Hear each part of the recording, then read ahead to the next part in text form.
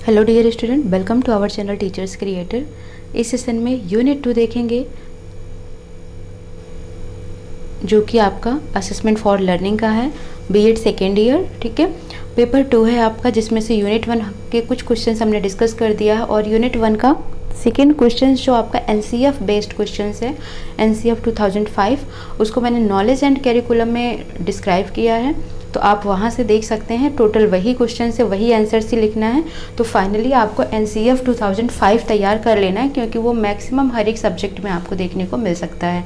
ठीक है, तो एनसीएफ 2005 में यहाँ रिपीट नहीं करा रही हूँ, तो आप नॉलेज एंड करिकुलम सेक्शन से जाकर वहाँ वीडियो से जाकर देख सकते हैं। अब हम देखेंगे यूनिट 2 के क्वेश्चंस।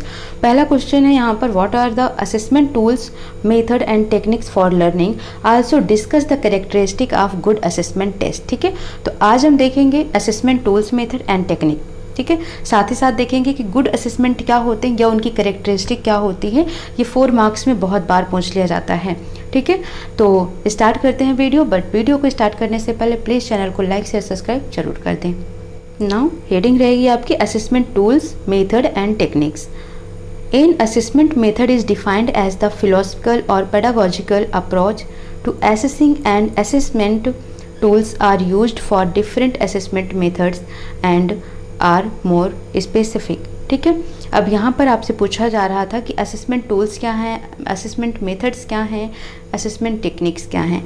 ठीक है, तो फर्स्ट ऑफ ऑल जब हम असेसमेंट मेथड को डिफाइन करते हैं तो ये क्या है, एक फिलोसफिकल या पेडागोजिकल अप्रोच है जिससे हम किसी को एसेस करते हैं, किसी का आकलन करते हैं। ठीक है, तो ऐसा मेथड जिसके थ्रू हम किसी का आकलन करें वो क्या कहलाता है, एसेसिंग मेथड कहलाता है। सिंपल सा डिफिनीशन है।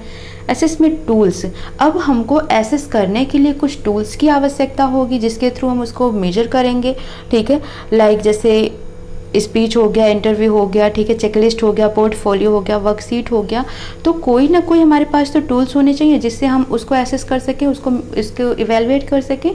ठीक है, तो ऐसे टूल्स जिसकी वजह से हम उनको एसेस कर पा रहे हैं वो असेसमेंट टूल्स कहलाते हैं। ठीक है, तो assessment tools are used for different assessment methods and are more specific. For example poster, essays exams, interview etcetera. Assessment can involve a variety of methods and approach that gives the student the opportunity to show competency. ठीक है, assessment क्या है, involve मतलब assessment को हम कह सकते हैं कि एक वैरायटी ऑफ मेथड्स को अपने पास इन्वॉल्व करता है, वैरायटी ऑफ अप्रोचेस को इन्वॉल्व करता है, जो कि स्टूडेंट्स ने कितना क्या अचीव किया है इनको एसेस कर सकते हैं। ठीक है, उनके कॉम्पिटेंसी को दिखाने के लिए एक बहुत ही बेहतरीन अपॉर्चुनिटी होती है क्या, असेसमेंट टूल्स है, असेसमेंट मेथड्स, असेसमेंट टेक्निक्स। ठीक है, फॉर एग्जांपल्स अगर हम यहाँ पर देखें तो ओरल एविडेंस से हमारे पास कुछ रिटन एविडेंस होते हैं जिससे हम चेक करते हैं, उनको एसेस करते हैं। ठीक है, फर्स्ट है यहाँ पर ओरल एविडेंस। ओरल एविडेंस अगर हम यहाँ पर देखेंगे, like presentation, oral answer question से हम उनको चेक कर सकते हैं, ओरल फीडबैक के थ्रू, स्पीच के थ्रू, इंटरव्यू के through, peer instructions and sessions के थ्रू। ठीक है, तो ये ओरल है जिसमें हम सिर्फ बातों से उनको असेस कर सकते हैं, एग्जामाइन कर सकते हैं। देन आता है रिटन एविडेंस, जैसे वर्क प्लेस डॉक्यूमेंटेशन हो गया, चेकलिस्ट हो गई, पोर्टफोलियो हो गया, वर्कशीट हो गई, फॉर्म्स हो गए, टेस्ट हो गए, रिपोर्ट्स हो गई, असाइनमेंट हो गया।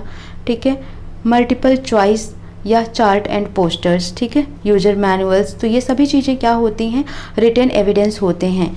इनको वेरिफिकेशंस की जब ज़रूरत पड़ती है तो फीडबैक की ज़रूरत होगी। ठीक है, तो वेरिफिकेशन हम इनका कैसे लेंगे, फीडबैक के थ्रू लेते हैं।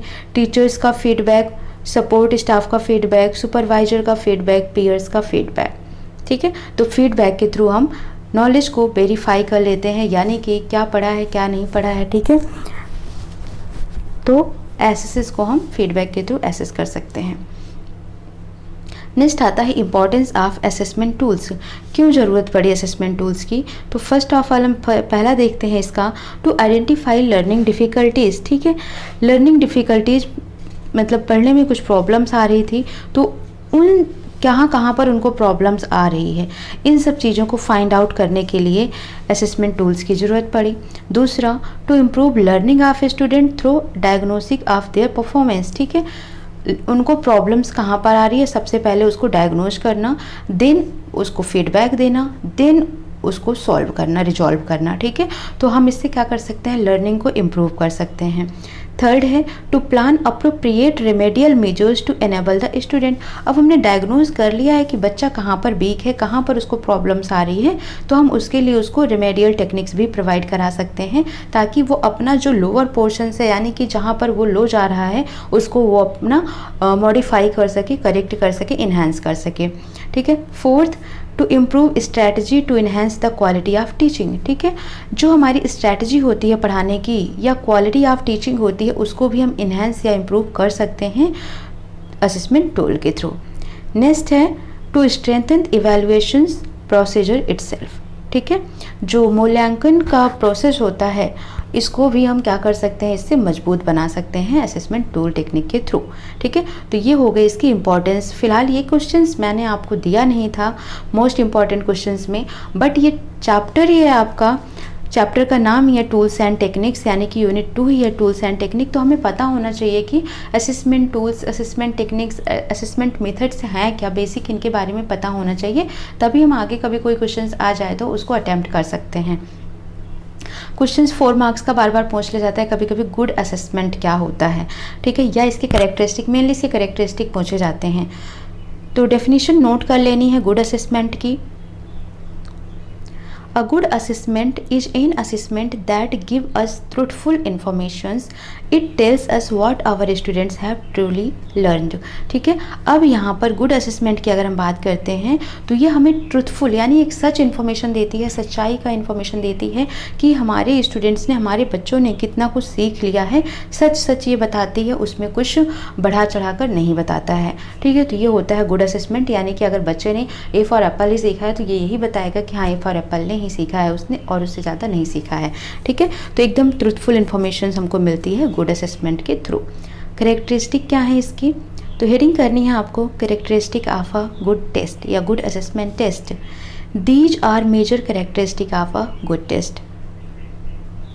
First, test should neither be very difficult nor very easy. जो हम टेस्ट बनाते हैं बच्चों के लिए वो बहुत ज़्यादा ही डिफ़िकल्ट, बहुत ज़्यादा ही ईजी नहीं होना चाहिए। It should be such that on the basis of its result. ठीक है, ये कैसा होना चाहिए, रिजल्ट के आधार पर होना चाहिए।